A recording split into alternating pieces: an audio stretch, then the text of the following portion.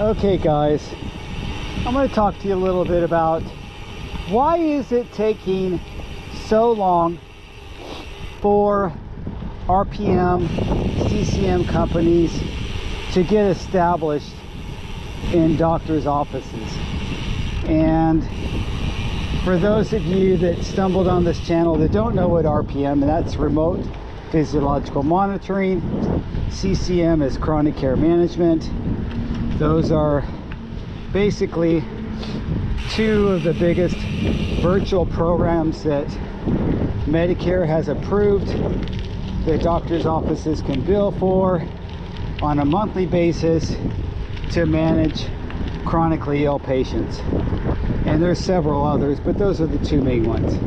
So why is it taking so long for this type of management using technology, using regular follow-up with patients on a regular basis, at least every month, but sometimes more frequently, like daily, and remotely, combined with in-person visits? But why is it taking so long for these types of businesses to become more normalized in your regular outpatient ambulatory care practice? Your primary care doctor, your specialist, you know, the specialists that see high volume, a cardiologist, endocrinologist, pulmonologist, the ones that are typically seeing chronic condition patients. And of course, primary care catches everybody. They see a little bit of everything. And why is it taking so long for this to be established and become part of the cloth of a primary care practice, when it seems to be the answer to providing this better management of services if applied appropriately? And so here's my evaluation of that, and let me give you a little bit of background about myself. When I started in healthcare, I did the regular bedside nursing after I got out of the Air Force as an LVN, and worked for a hospital in San Bernardino, two hospitals, because I also worked the float pool for Loma Linda University Hospital, a very well-known hospital, and also for a small community hospital called San Bernardino Community Hospital. And I was one of the only nurses working the floor that was male. There just wasn't a lot of male nurses back then, and I'm not sure if that had anything to do with it, but I quickly became pushed into the person that was a little more administrative and learning a little bit more about our inspections and compliance and, you know, all the administrative stuff hospitals have to go through. And then I went from there to a short time working for an orthopedic practice, because one of my friends that was in the Air Force with me was starting a job over there, and one of the doctors requested me because he wanted another military nurse just like my friend was, and we were both LVNs at the time. So that's how I started, and then I didn't stay in that role for a long time because I found out about IPAs, independent physician associations, and learned about these networks that were forming to become management services and networks for large health plans. So the health plans do not directly contract with most of the doctors. They go through these MSOs and IPAs to have a contract with that provider network that's complete and can completely have all the specialists, all the hospital contracts, everything, all the DME, all the lab and diagnostic and everything in a region for that health plan, so that health plan could scale and just grow regionally through these IPAs. So this is not Health Managed Care 101, but that's basically where I cut my teeth and how I learned about managed care and working it. So then I was working for one of the original IPAs called Allied Physicians of California, in a very small office that was actually a converted house in San Marino, California. A very nice area.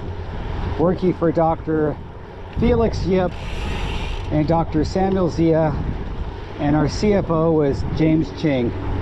And there was literally a dozen of us in that office. That's it. And we started that network by educating the doctors that we were enrolling in that network, that we are going to get these contracts with these health plans. We already had a couple of health plan contracts, but we were going to say, we have a capitated way of paying you. If you're primary care, your specialist will get paid your specialist rate through Medicare rates, but through us, and we will also incentivize you, and you will be in our preferred network as we refer to each other within this IPA. And that's how IPAs originally began. And I learned about them for a couple years. I was working there, and then that got me the attention of the Molina family, and they hired me for Molina Healthcare because they had just secured the contract with the state of California to do managed care for the Medicaid. Legislation had passed that there was no longer going to be fee-for-service Medicaid for most Medicaid patients in California, that they were going to be auto-enrolled into these managed care plans that were contracted with the state, with the Department of Healthcare Services, and we had to develop that network. So I went to thousands of doctors' offices, training them and auditing them and preparing them to learn about managed care and how to do an authorization and so on and so forth, and how to be compliant to continue to see those Medicaid patients, and they were no longer going to be able to have them as a fee-for-service because the state had put a halt to what at that time we called Medi-Cal mills. So because they had got a reputation of finding out anybody who had this state Medi-Cal program and just, hey, you want to visit, come here, we'll do a physical, come here and we'll do this. And they were just mindlessly doing all this billing to the state with no improved outcomes. Not all of them, but that was exposed through many journalists and many investigations that these Medicaid mills existed. So that's how I got started and got to know different doctors' practices and how they operated. From the mom and pop, where it was literally just a doctor and a medical assistant and maybe the doctor's wife or a friend or the doctor's niece that just graduated college and accounting or something was doing the billing and the administrative, to the bigger networks of doctors' practices that had several doctors, might even have some RNs and LVNs working there. But for the most part, in California, 90% of these doctors' offices do not employ registered nurses and rarely employ even LVNs. And speaking as an LVN that worked for an orthopedic group and then went to go manage a network right after that, even as an LVN, I was a manager back then, that I was usually the only license, and that was a lower level license, that was in the clinic on a daily basis. Most of the licenses were doctors, of course, and then the rest were just medical assistants that, you know, are non-licensed. They're just a tech school or a trade skill. And then anyway, so I don't want to go into that, but that's how our offices are composed.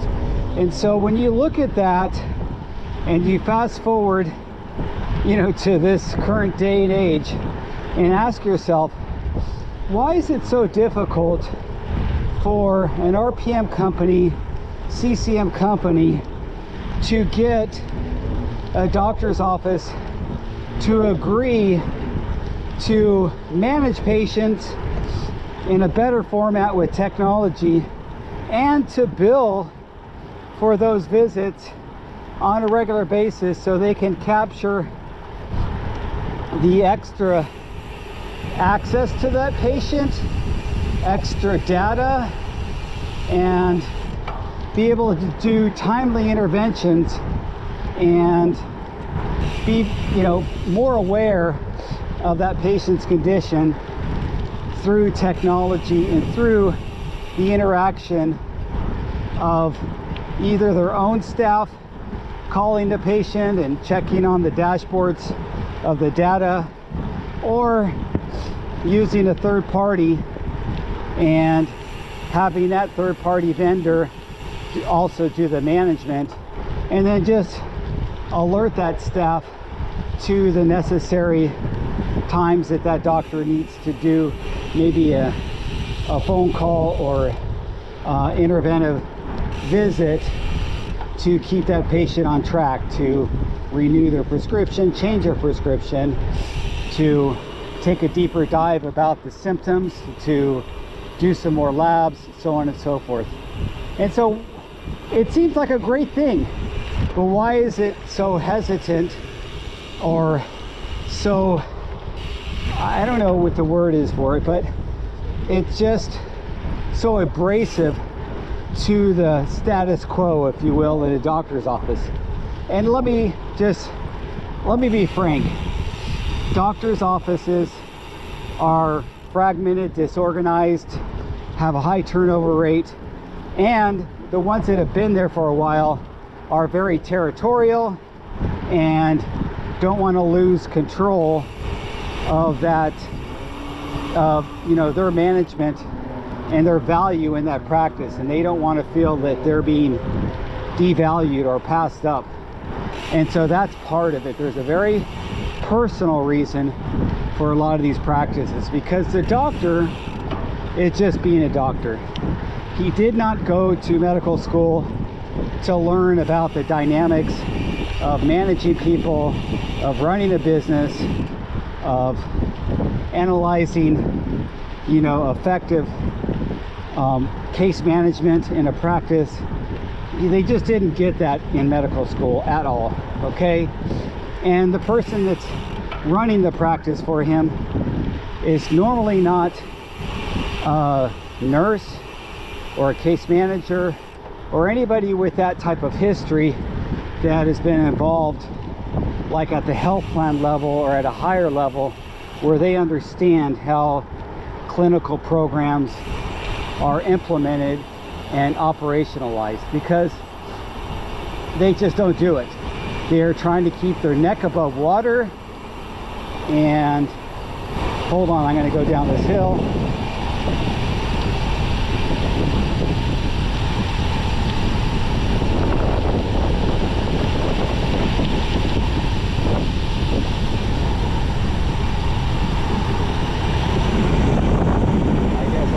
Braking about right here. Anyway, they're trying to keep their neck above water, and just see the patients that are coming into the office, answering the phones for the patients that want to go in the office. Some of them are calling and reminding so they don't get no-shows, and actually it's a requirement for a lot of health plans that they do a appointment notification or have some type of system that does that, perhaps an IVR or something. But a lot of these practices don't even know what an IVR is. It's a interactive voice response system, for those of you that don't know. Anyway, it's technology, and they don't have any type of CRM, customer response management system. They don't know what that is. They don't have the money to invest in that, and we could see it. We could see the doctor's offices in comparison to a doctor's office that relies on cash or concierge type service, like a dentist office or a chiropractor or a optometry office. When one of those offices moves into your neighborhood, you're getting, you know, notifications on your social media, you're getting stuff in the mail, you're getting all kinds of marketing, and then if you actually go in there and see them, they're putting you on their mailing list and they're engaging you. And our doctor's office, this is completely foreign to them, of treating the patient like a valued customer. If you go into a doctor's office, for the most part, it almost seems like they are stressed out that they have so many patients to see that day, and they don't want to deal with anything extra. They're trying to be able to finish that day and get out of there on time without getting stressed out with more work. And I'm not saying all of them are like that. No two offices are alike, period. But there is some drastic similarities when you look at that. So I'm going to leave it like that, and I will end this video here.